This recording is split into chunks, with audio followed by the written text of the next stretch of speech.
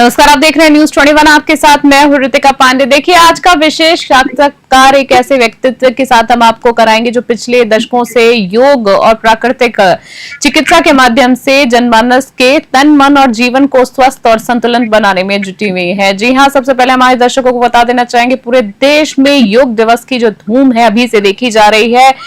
तमाम योग गुरु हैं जो उनके अभी तक के एक्सपीरियंसेस हैं वो लोगों को एक सेवा भाव के रूप में, शिक्षा के रूप में देने में जुटे हुए हैं। और इसी तरीके से आज हमारे साथ बहुत ही खास मेहमान योग दिवस के उपलक्ष्य में हमारे साथ जुड़ने वाली हैं। आपको बता दें, शिवाज योगा नेचुरोपैथी संस्था की सचिव शिवा लोहरिया जी आज हमारे साथ जुड़ने वाली हैं, जिन्होंने न सिर्फ आम जनता बल्कि पूर्व मुख्यमंत्री और स्वास्थ्य मंत्री जैसे दायित्वशील व्यक्तित्वों की भी योग से उन्होंने उनके साथ जोड़ा है। साथ ही आज हम जानेंगे कि उनके अनुभव, उनके मिशन और उनके भविष्य की योजनाएं। साथ ही हम बात करेंगे सरकार की भूमिका पर, इस क्षेत्र में युवा पीढ़ी की भागीदारी को लेकर उनके विचारों पर। तो आइए स्वागत करते हैं शिवा लोहरिया जी का, हम उनसे जुड़ेंगे। तो सबसे पहले बहुत बहुत नमस्कार करेंगे मैम, हम आपका बहुत बहुत स्वागत है। योग दिवस की बहुत बहुत शुभकामनाएं आपको। जी, आपको इंटरनेशनल योग दिवस की शुभकामनाएं। आपने काफी, आपका लंबा अनुभव है। अगर हम शिवाजी बात करें तो आपसे मैं सबसे पहले जानना चाहूंगी, 2003 से योग और प्राकृतिक चिकित्सा के क्षेत्र में आपने काम करना शुरू कर दिया है। बात करें शिवाज योगा एंड नेचुरोपैथी संस्था की विशेषताएं क्या, आपसे जानना चाहूंगी सबसे पहले, और आम जनमानस को किस प्रकार से ये जो आपकी संस्था है लाभ पहुंचा रही है। धन्यवाद ऋतिका जी, आपको बहुत बहुत शुभकामनाएं अंतर्राष्ट्रीय योग दिवस की। और आपने जैसे पूछा कि 2003 से शिवाज योगा नेचुरोपैथी संस्था कार्य कर रही है योग के क्षेत्र में, तो हम एक भावना लेकर जुड़े थे 2003 से कि हम कैसे लोगों को, बहुत इवन महिलाओं को कैसे हम इसका लाभ पहुंचा सकते हैं। क्योंकि पुरुष वर्ग ये होता है कि वो घर से बाहर निकलकर बहुत सारी क्रियाएं करता है और वो योग भी करता है, वो अपना बहुत अच्छे जिम भी ज्वाइन करता है और अपनी बहुत सारी एक्टिविटीज से वो अपने आप को बाहर जोड़े रखता है। जहां कहीं वो तनाव में आता है तो वो कोशिश करता है कि मैं किस तरह से अपने आप को रिलैक्स करूं।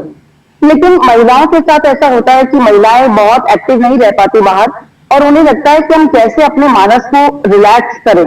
तो हमने जब 2003 में शुरुआत की तो उसके दौरान हमारे साथ कुछ महिलाओं की ऐसे रहता था कि वो महिलाएं घर से बाहर नहीं निकल पाती थी। जी जी। तो उन्होंने मुझसे एक बार कहा कि मैम हम घर पे कर सकते हैं क्या योग। तो हमने शुरुआत में घर घर जाकर महिलाओं को योग सिखाना शुरू किया, और उसके साथ साथ हमने प्रेगनेंसी के लिए महिलाओं को जब योग करवाया तो उन्हें महसूस हुआ कि योग प्राकृतिक चिकित्सा केवल नॉर्मल व्यक्तियों के लिए नहीं है।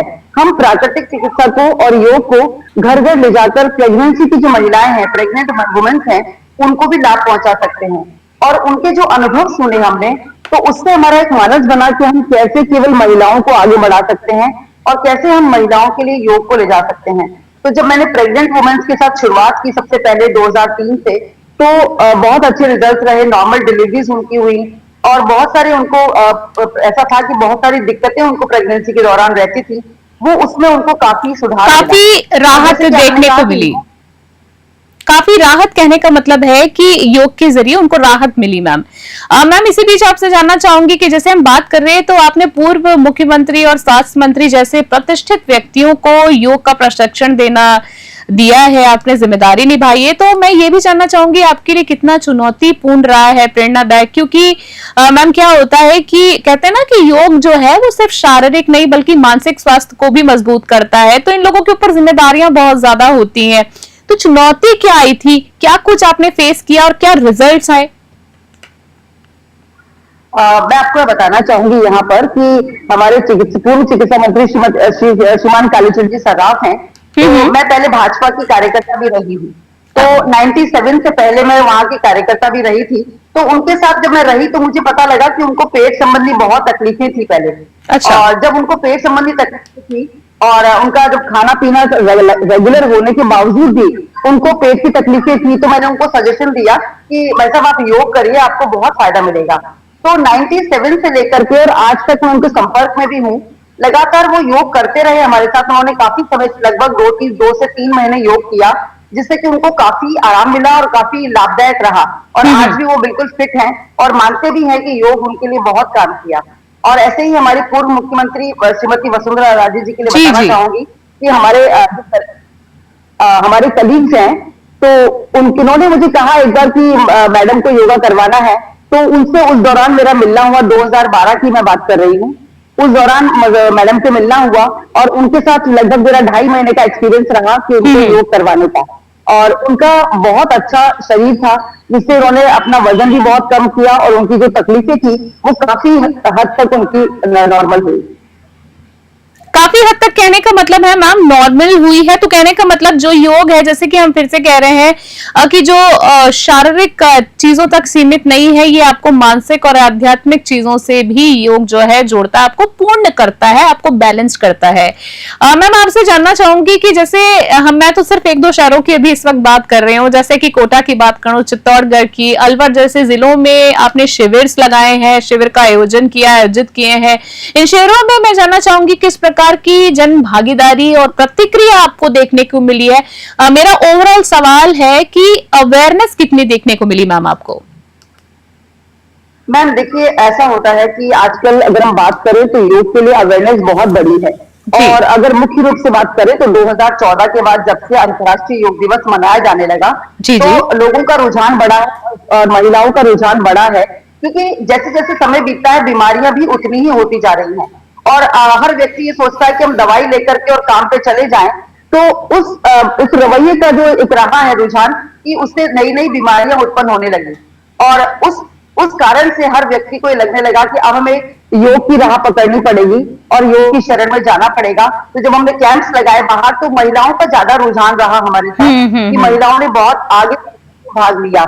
और उससे हमने देखा कि उनका जो केवल शरीर ही नहीं, उनका मानस जो है, उनका साइकोलॉजिकल जो था वो शक्तियां उनकी बढ़ी। और उससे क्या हुआ कि उनकी सहन शक्ति बढ़ी, उनका मानस, वो कहते हैं कि हम तनाव से बाहर निकलने लगे। और जब हम तनाव से बाहर निकलते हैं तो बहुत सारी समस्याओं का समाधान अपने आप मिलने लगता है।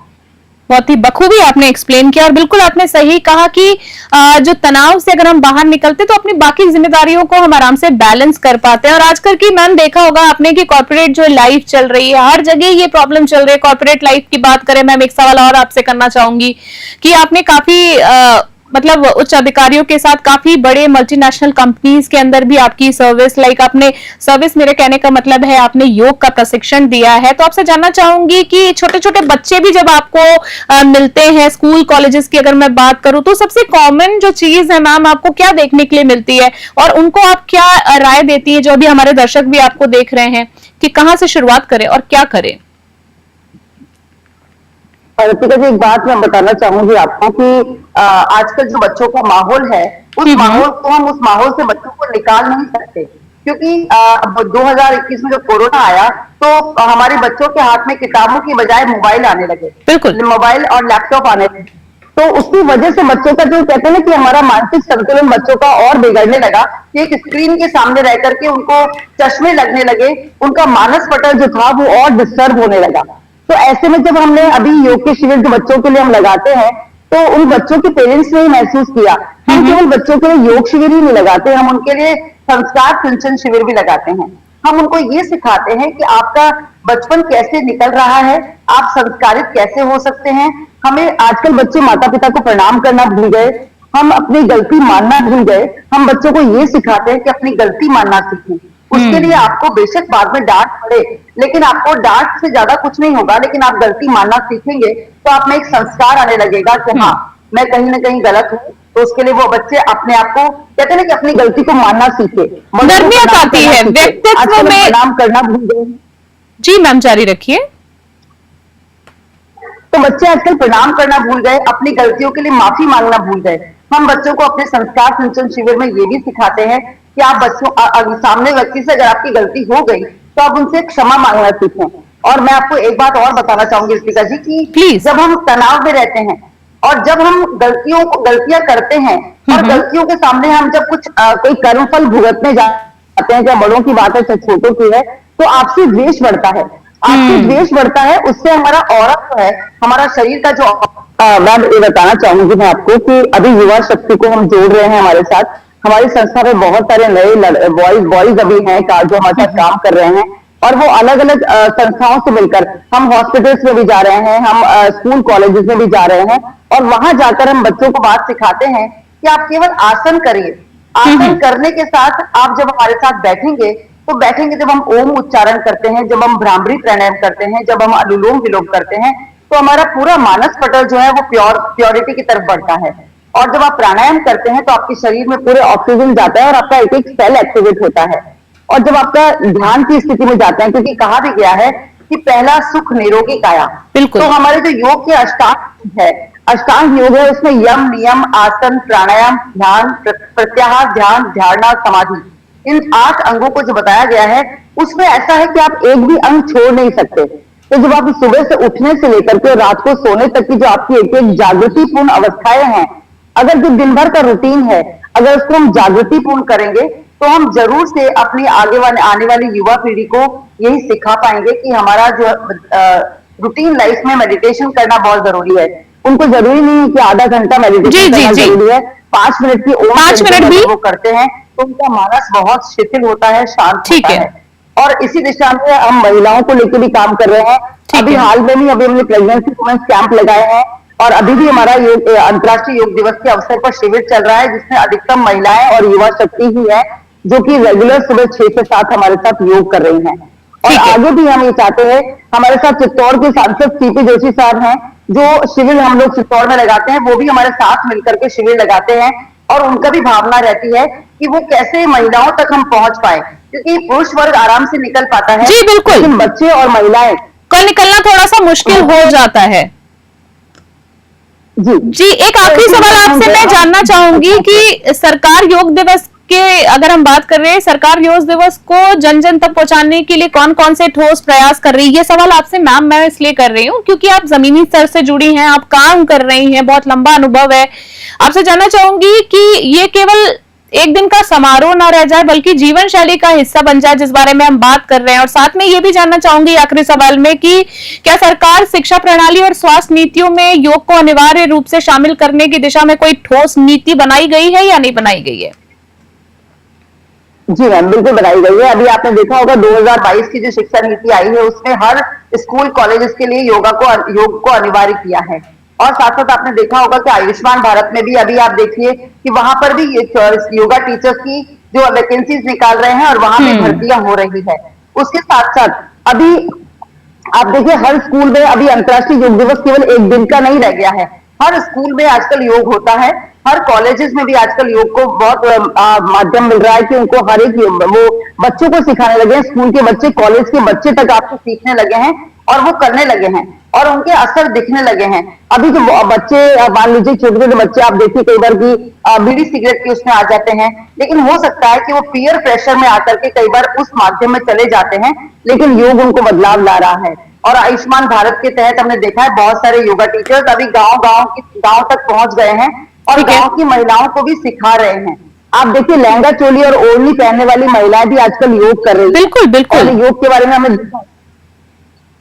हमने देखा है कि बहुत सारे इंस्टाग्राम से भी आप देखते होंगे कि गांव की महिलाएं अब योग के बारे में समझने लगी हैं और योग सिखाने भी लगी हैं। अभी हमने चित्तौड़ में जब देखा तो हमने वहां तक बहुत सारी बच्चों को प्रशिक्षित किया है कि वो कैसे अपने गांव और ढाणी जाकर के योग सिखाएं।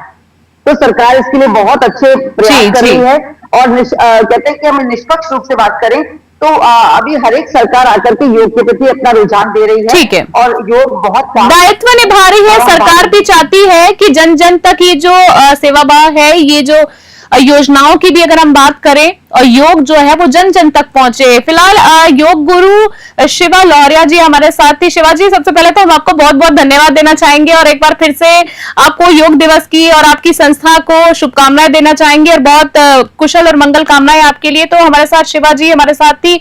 देखिए उन्होंने अपना बहुमूल्य समय दिया, उसके लिए धन्यवाद। और हमारे दर्शकों से हम ये भी कहेंगे कि योग को रोज अपनी आदत बनाए और जीवन को सरल बनाए, स्वस्थ बनाए और संतुलित बनाए रखे। तो ये थे हमारे साथ आज की खास मेहमान, एक समर्पित योग गुरु और प्राकृतिक चिकित्सा की संवाहक। साथ ही उनकी बातें सिर्फ हमें ये नहीं सिखाती हैं कि शरीर ही नहीं बल्कि सोच जो है वो भी बदली जा सकती है। उन्होंने आज अपना साफ किया उनकी बातों से, योग केवल एक शारीरिक अभ्यास नहीं बल्कि जीवन जीने की भी एक शैली है, जिसे अगर हम सरकार, संस्थाएं और युवा मिलकर अपनाएं तो समाज और राष्ट्र दोनों को स्वस्थ कर सकते हैं। मैं रितिका पांडे आपसे विदा लेती हूँ, फिर मिलेंगे और एक प्रेरणादायक संवाद के साथ। तब तक के लिए नमस्कार और योगा फॉर लाइफ।